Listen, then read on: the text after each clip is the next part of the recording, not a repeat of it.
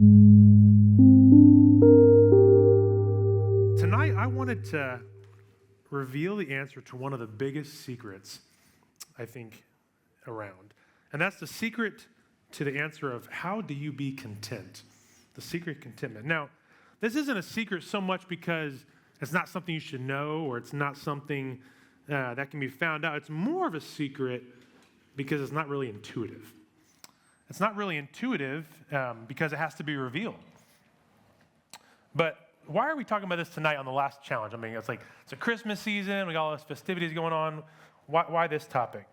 Because after all, according to, Andy Williams and many other Christmas songs and singers at this time of year, this is supposed to be the most wonderful time of the year, right? I mean, this is the happiest season of all, where there's parties for hosting and marshmallows for roasting and, the next line?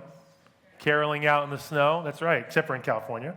But as I was thinking about that, I'm not so sure that's true.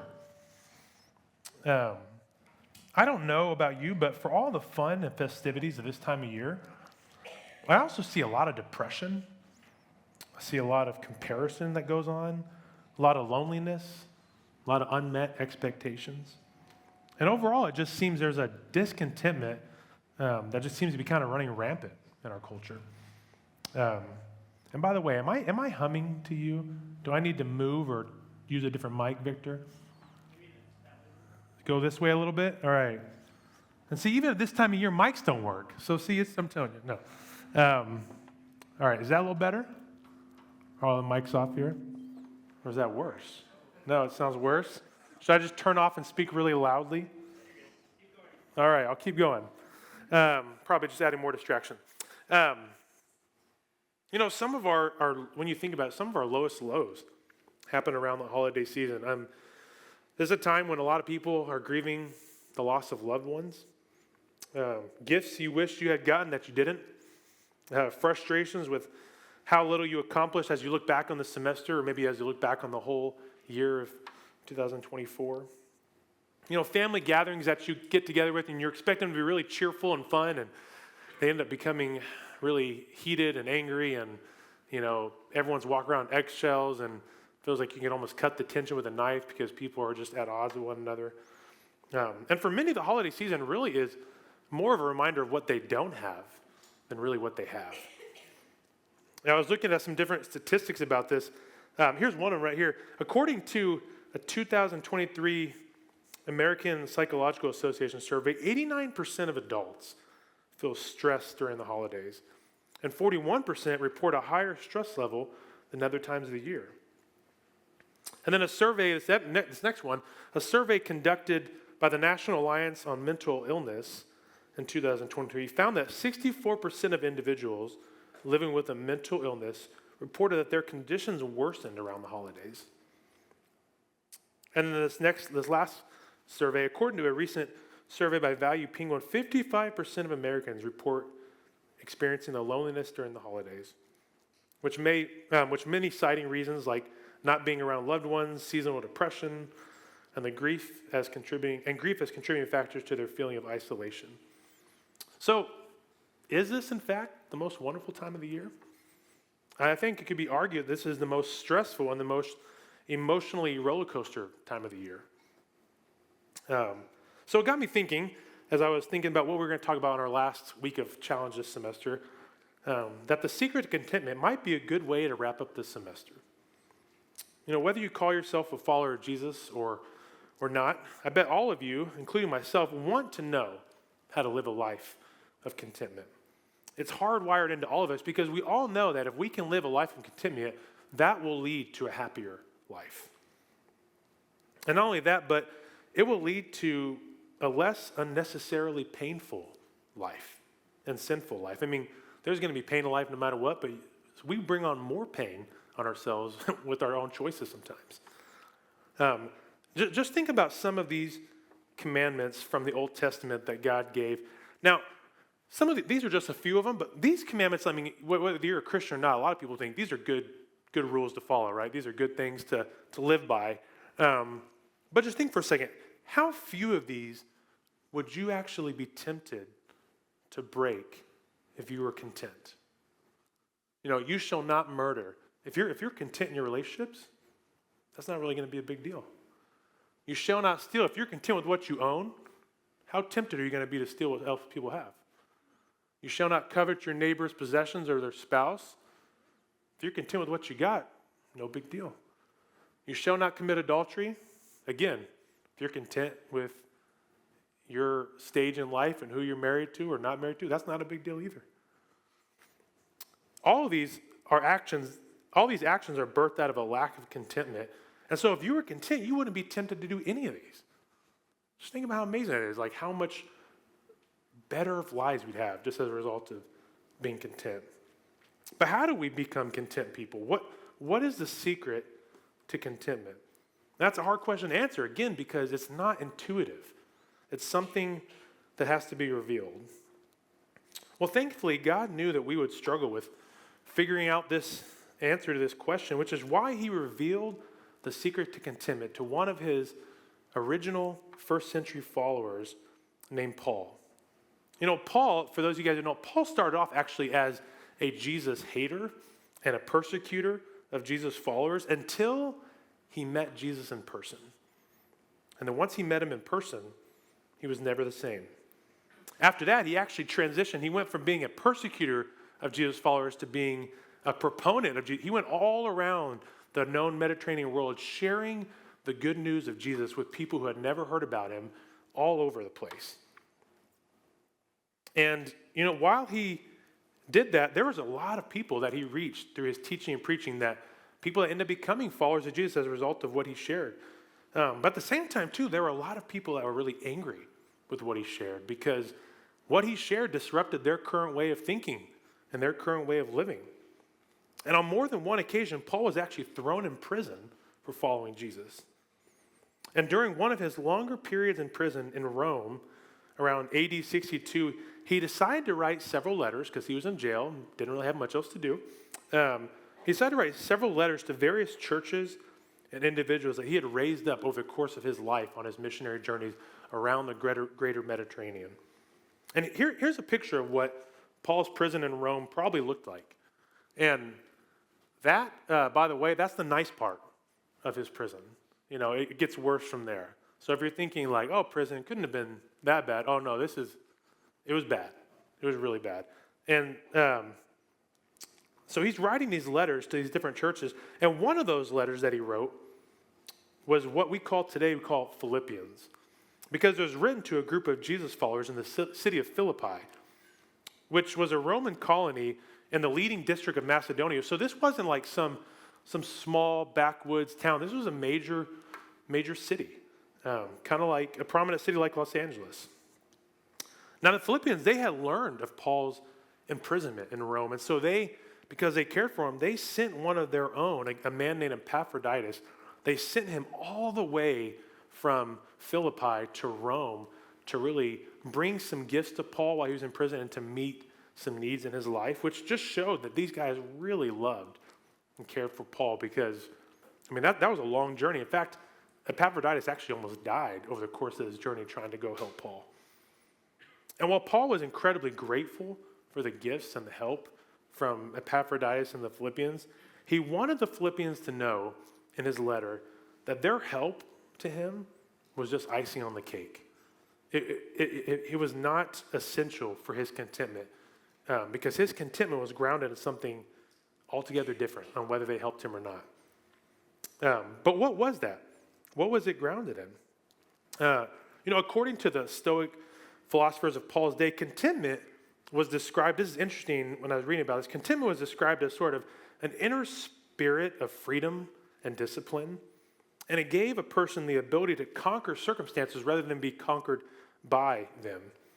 And so this attitude of contentment was actually the exact opposite of worry and anxiety. The exact opposite of worry and anxiety. And Paul was no stranger to circumstances that would have lent themselves to worry and anxiety, and yet, even though he went through some incredibly difficult things, he found the secret to contentment, which begs the question, how? How did he do that? In one of his letters, Paul wrote to the Jesus followers in the city of Corinth, this other city that was a prominent one that he helped to raise up believers there, he gives a window into some of the tough things that he had gone through. And just look at the list of some of this. It says, 5 times I received from the Jews the 40 lashes minus 1.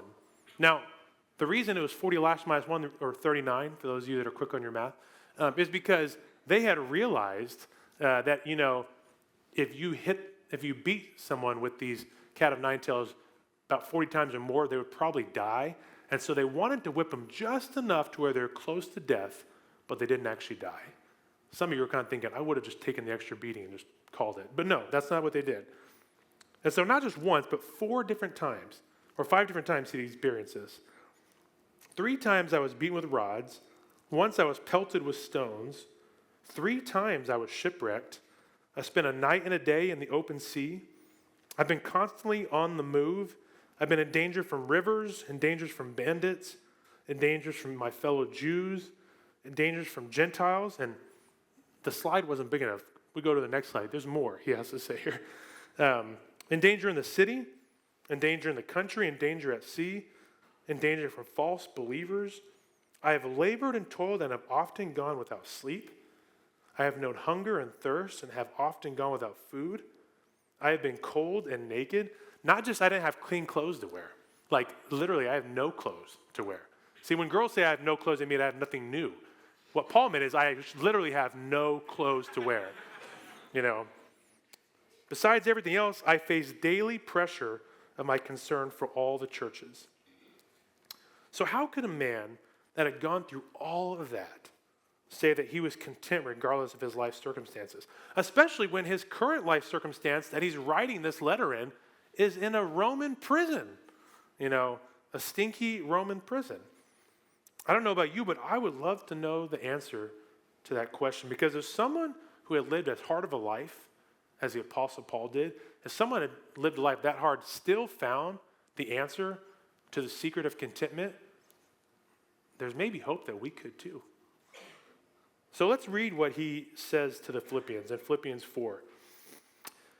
He says this to him. He starts off, he says, I rejoice greatly in the Lord that at last you have renewed your concern for me. Indeed, you have been concerned, but you had no opportunity to show it. I'm not saying this because I'm in need, for I have learned to be content whatever the circumstances. I know what it is to be in need, and I know what it is to have plenty. I have learned the secret of being content in any and every situation, whether well-fed or hungry, whether living in plenty or in want. And in this next statement is probably took him years to figure out, and will have saved you and I decades of discontentment if we will apply it to our lives. This is what he says. He says, or he could have said, I just decided to stop being ambitious and having big goals. The way I would have, that way I wouldn't ever get let down. Is that what Paul said in the next verse? No, that's not what he said. And yet sometimes we're kind of told to live that way, aren't we? We're kind of told, hey, you know what? If you want to be content, don't shoot for too big of goals. Just be kind of mediocre. And if you're mediocre, you won't ever get let down. So just kind of like, don't strive too hard. And then maybe you can sort of be happy in life. That's terrible advice. Not only is that terrible advice, but it's just not true. Content people aren't unambitious people. I mean, if you look at the Apostle Paul's life, Paul probably had more ambition in his pinky than any of you guys have in your entire body, including myself. I don't care how much of a killer you think you are not near as ambitious as the Apostle Paul. Paul, regardless of the opposition that Paul faced, he sought to share and teach about Jesus in every place in the known Mediterranean world, regardless of, all the other stuff that you just saw, a snippet into his life, all that happened to him, that did not stop him. He kept getting up. He kept sharing with people. He established beachheads of followers of Jesus wherever he went. And he a lot of times only left a town when he literally got beaten and dragged out of the town, and he'd go, well, I guess it's probably time to move on. And then he'd go to a new town and do something else somewhere else. Not counting Jesus, Paul was arguably probably the greatest influence over the last 2,000 years on Western civilization by far. So clearly, setting small goals and trying not to be too ambitious was not Paul's secret to contentment. So what was it? Well, maybe what Paul said after that was, I found that the secret to contentment is to live in the moment and just do whatever feels good with whoever and whenever, because you never know when life's going to end. That sounds pretty good, right? Maybe that's what he said. No, that's not what he said. It does sound kind of fun, kind of Carpe Diem-esque, But really what that is, guys, that's just a recipe for a short and a painful life. In fact, prisons and cemeteries are full of people that was their life motto. They had fun with whoever they wanted, whenever they wanted, however they wanted, and now they're in chains or they're dead, That's also a life motto of a lot of people that are broke and that have a lot of debt. If sex and money and being in shape and being good looking and being famous, if that really led to a content life, then Hollywood would be one of the most content places in the world. And yet, Hollywood is one of the most sad and depressed and suicidal and divorce-ridden and substance abuse places in the entire United States and the entire world. And that doesn't sound like a lot of contentment at all. So if that wasn't Paul's secret, then maybe Paul's secret was the exact opposite of that. Maybe his secret is this. The secret to contentment is found in getting rid of all desires and wants and just rising above them so you don't care about anything or anyone. Maybe that was his secret. Well, if you read about Paul's life, what you begin to see is that he was clearly not a stoic.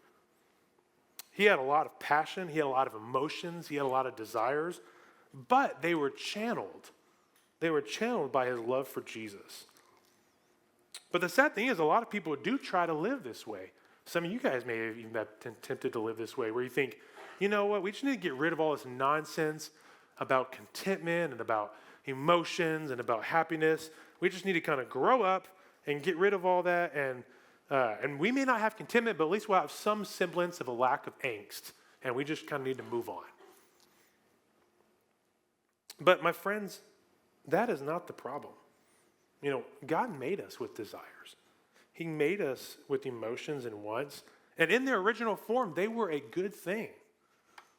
The problem is they've been tainted and twisted by what the Apostle Paul and other writers of the New Testament call sin, which is what every human being has been guilty of and marred by since the first human beings, Adam and Eve, sinned against God by disobeying him and not trusting him.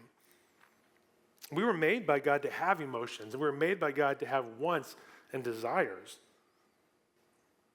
But we were made to have those directed and formed by the God that made us and not have them go in unhealthy direction. So clearly that's not Paul's secret either. So what was it? What was it? Well, maybe it was this.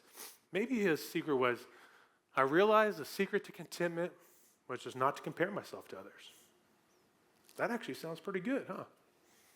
I'm going to stop looking at all those Black Friday ads, or maybe Good Friday ads for Paul's sake, I don't know. All those Black Friday ads so I don't, build a craving for things that I don't need or I can't afford.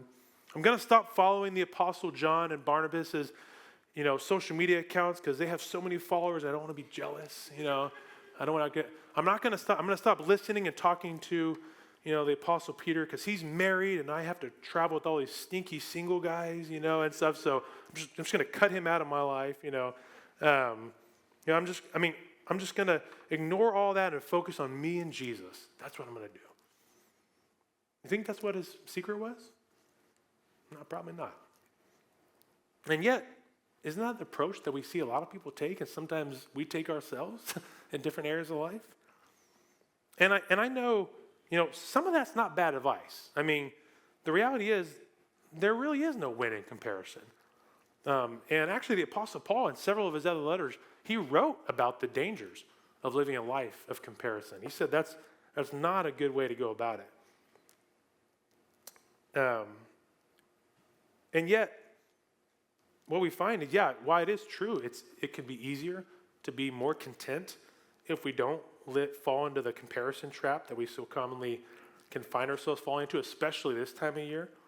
But that doesn't mean we can't and we shouldn't look at other people. It's smart, it's wise to look at other people and to learn from them and, to imitate things they're doing well.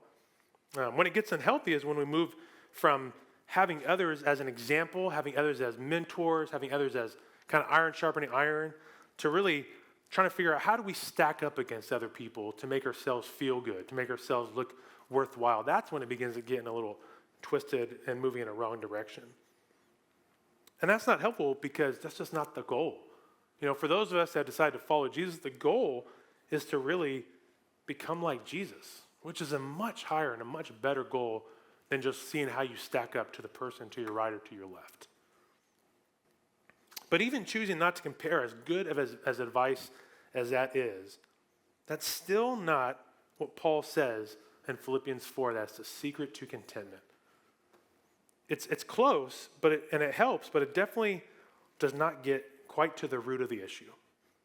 So enough of the fake outs, enough of the hypotheticals. What in fact was Paul's secret to contentment? How did he learn to be content regardless of whether he was rich or poor, in prison or not in prison, hungry or well-fed? Well, this is what it actually says in Philippians 4, 12 and 13. He says, "I've learned the secret of being content in any and every situation, whether well-fed or hungry, whether living in plenty or in want. I can do everything through him who gives me strength." I can do everything through him who gives me strength. Now, what does that mean? What does that mean? Well, if any of you played high school sports and you had Christian friends on those teams, you know what that means. It means as long as you claim that verse before a game, you're going to win. That's what that verse means. Unless the other team claims it too, then it might be a tie. But that's what the verse means, For most people, when they've heard this verse, if they've heard it at all, they've usually heard it out of context, which is why it just kind of becomes a cliche statement sometimes. But Paul didn't pen this verse before he was about to play in his church softball game, hoping to really hit a homer and win the game. And then, look up to Jesus, and do one of those. But he penned it while he was sitting in a dark and musty, dirty jail cell in Rome, while he waited to see if he was even going to get out alive, or if he was going to be killed or beaten before his trial or even released at all. So what does this verse mean? What does this verse mean? Well, to understand this verse, it really helps to begin to understand the context of the overall letter, but also is helpful to understand the context of just the Apostle Paul's life in general that you see throughout the book of Acts and that you see written through other letters. And what Paul is saying in this passage is not that he can do anything he wants and achieve anything he puts his mind to. What he is saying is this, and this is really important on this next slide, guys. So if you've kind of zoned out or you're texting a friend, pay attention. This is important right here. This is what he's saying. He's saying that whatever Jesus calls him to do, he trusts that Jesus will give him the strength to do it and walk with him through it. Whatever Jesus calls him to do, he trusts that Jesus will give him the strength to do it and walk with him through it. And since Paul's one focused ambition in life that he mentions a chapter earlier in Philippians chapter 3, since his one focused ambition is to know Jesus Christ as much as he possibly can, not just intellectually, but experientially. And since his ambition is to share in what Jesus is doing in the world and to have a deep fellowship with him and to know and understand and get caught up in the power of God as seen in the resurrection, since that is his one focused ambition, and since Paul also knew that nothing was going to separate him from the love and presence of Jesus that Paul talks about in Romans 8, 30 and 39, since Paul is convinced of all this, he can relax. He can relax and be able to be content no matter what, as long as he has Jesus, because he trusts Jesus. Paul was able to be content no matter what, as long as he is with Jesus, because he trusts Jesus. See, Paul was content and satisfied because he trusted the one who satisfies. He knew the one thing he needed for sure, was the presence of Jesus. And as long as he had that, he trusted God would take care of him. If Jesus wanted Paul to have something, he would provide it in due time. And if he didn't, then Paul trusted Jesus for that too and didn't worry about it as long as Jesus was with him. Now, does that mean that Paul just was like fine being in prison and didn't want to get out of prison? No, I think he wanted to be out of prison. Did you see how terrible that cell looked? I mean, it was pretty uncomfortable. I don't think they had down pillows there. Like, I think it was pretty rough. But if that's where Jesus had him for the time, then Paul was going to be content with that because he knew that Jesus would take care of him. He trusted him. See, what Paul had discovered along the way of walking so closely with Jesus over the years is that a content person is a trusting person. A content person is a trusting person. They trust Jesus with the role that Jesus is going to play in their lives. They trust that Jesus with the roles that he assigns them in their various circles of life. They trust Jesus with the role that he assigns others in their different relationships, whether it's their parents or whether it's their bosses or teachers or coworkers or whatever. Now, a content person, they may ambitiously pursue more goals, whether it be vocationally or relationally or financially or physically or whatever, but only to the extent that they trust that Jesus would want them to do so. And if Jesus calls a content person to pursue more goals, then they're game. They're going to do it. But they trust that Jesus will provide the resources to do that. So they're not worried about it. So either way, a content person can trust Jesus. They trust him when they have more and when they have less. A content person trusts Jesus when they get the job and when they don't get the job. When they get the date or they get rejected. When they get recognized for their work or they get ignored. When they have healthy bodies and live in favorable situations and circumstances or when they don't. Because they know that Jesus' help and presence is enough. And they can trust that. See, what had been revealed to Paul to be the secret to contentment was this. Trust in Jesus, not trust in Jesus plus. Trust in Jesus, not trust in Jesus plus. See, it wasn't trust in Jesus plus food that would lead Paul to contentment, or trust in Jesus plus the gifts that Epaphroditus and the Philippians were giving him would lead to contentment, or trust in Jesus plus getting out of jail would lead to contentment. Or for us, trust in Jesus plus a significant other, or trust in Jesus plus the kind of income we want to have, or trust in Jesus plus, everything on our Amazon wish list this Christmas season. For Paul, after years of walking with Jesus and having gone through some really high highs and some really low lows, and currently sitting in a Roman prison wondering if he would ever get out alive, he could say that I'm content because I have Jesus and I trust him to take care of me. See, Paul was focused on the will of Jesus for his life. He wasn't focused on his own separate agenda. And he knew that Jesus would come through on what he wanted to do in his life and the will he had accomplished for him. So he didn't worry about it. Which is why he encouraged the Philippians towards the end of his letter with these words. He said in Philippians 4:19, "And my God will meet all of your needs according to his glorious riches in Christ Jesus." All of your needs. Not some, all. All your needs, not all your wants and desires, although he'll meet a lot of those too. Paul took God's perspective on his life, which is, as you see, as the more you walk with God, you realize God's perspective on life is the long-range perspective. It's the long-range perspective that included a lot more than our immediate desires and circumstances in life. Paul also learned an important lesson about contentment. He learned that contentment was a gift and a choice. He learned that contentment was a gift and a choice. It was a gift because it could only come from Jesus. And Paul couldn't manufacture contentment. No one can. But it was a choice because it was only given to those who trusted Jesus that his power and presence were enough. And if people don't want to do that, they weren't going to have contentment. And Paul realized that. So how do we apply this today in 2024? This amazing secret that was finally revealed to Paul a little over 2,000 years ago, but yet seems to have gotten lost in the shuffle of everyday life because a lot of people don't know it. How do we apply this wisdom from Paul from over 2,000 years ago? Well, for those of you who would call yourselves followers of Jesus, I would encourage you to give some serious thought to two particular questions. Two particular questions, and maybe even include some close, trusted friends on this as you process this. Question number one is this: do I trust Jesus with my life? Really? Do I trust Jesus with my life? Really?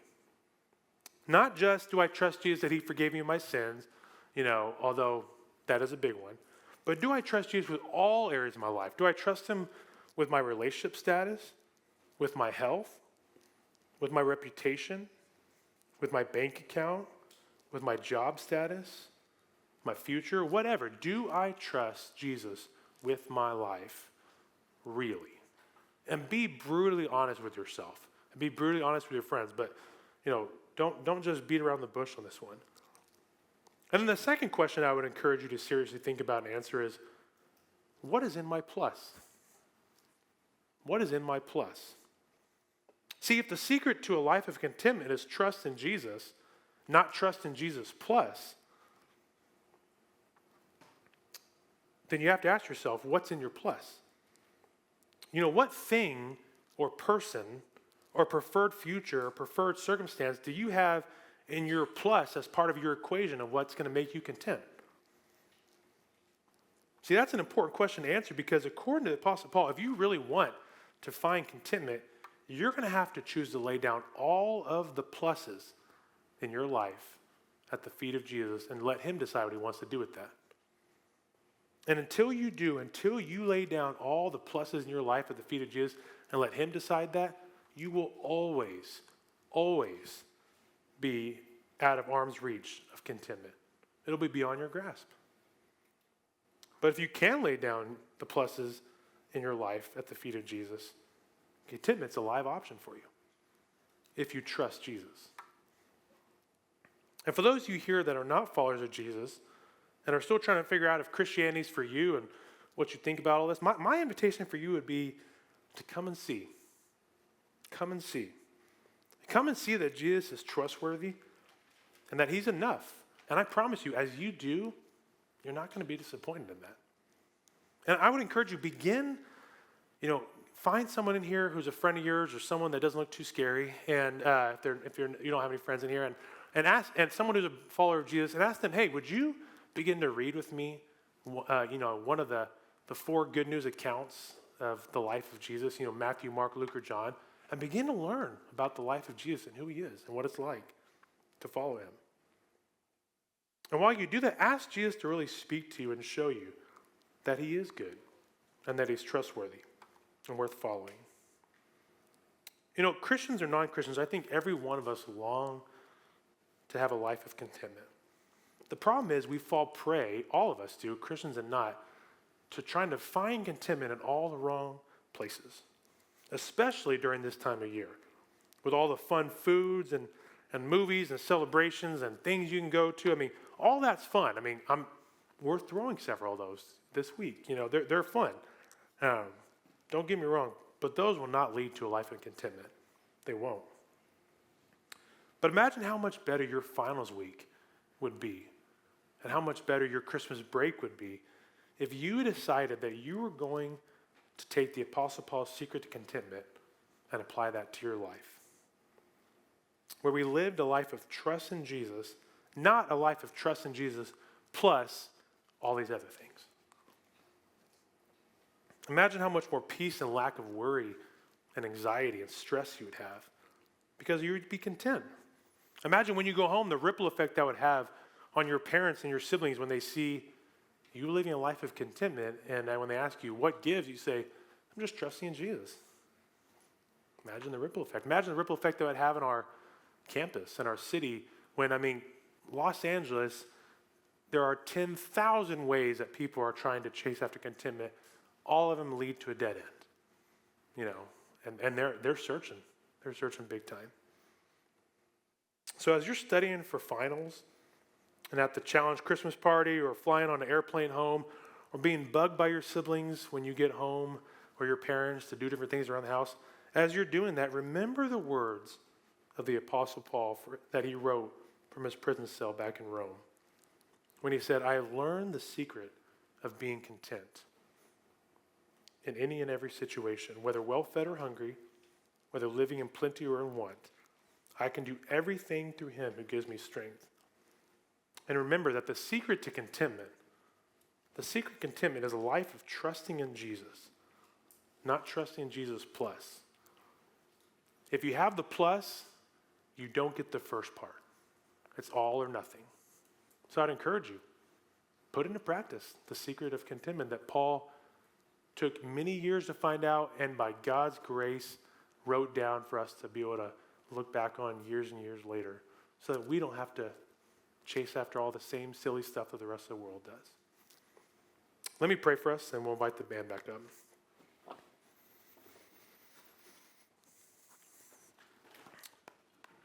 Father, I thank you so much that you went first in modeling for us how to live a life of contentment. God, I can't imagine going through a fraction of the difficult things that the Apostle Paul went through. And yet, he said that in every situation he was content.